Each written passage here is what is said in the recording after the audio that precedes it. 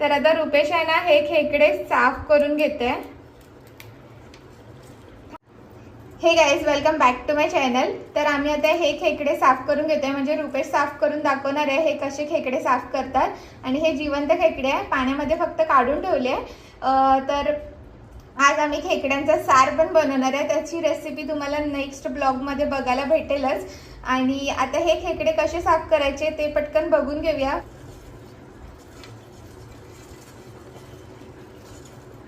तर पहिले खेकड्यांचे आहे ना पाय तोडून घेतोय हा.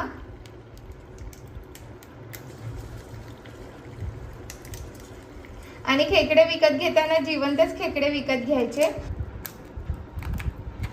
तर ते पुढचे त्याचे जे फांगडे बोलतात ते वाले हा साफ करून दाखवतोय.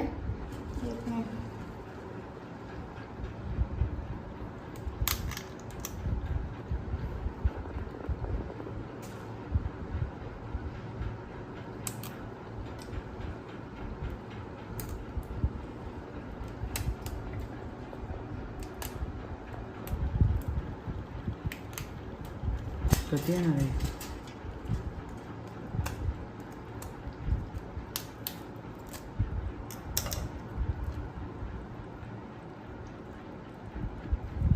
हे काढून टाकू ना.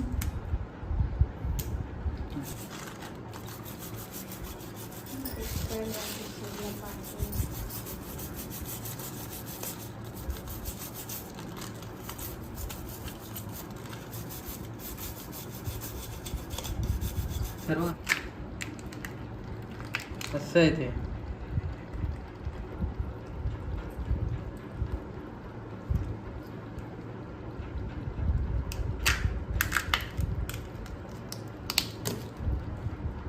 दाखवा हे सर्व.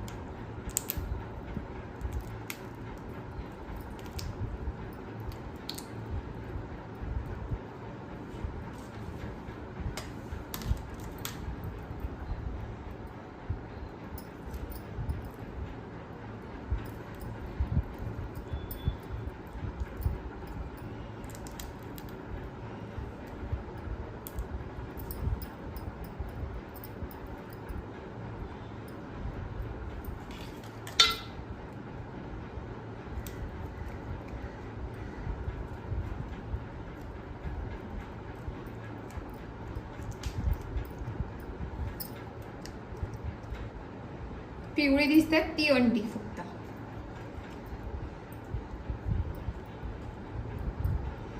निघत पण नाही, कशाने काढतात.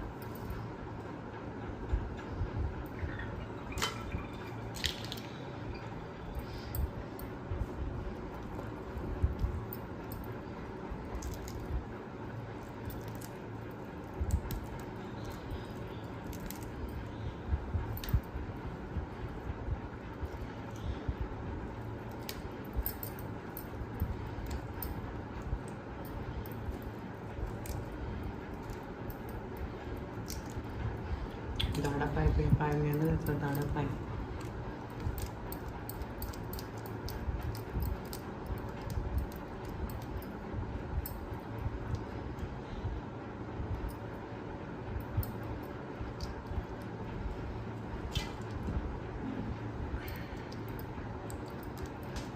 डेंगा गेला तो मोठा.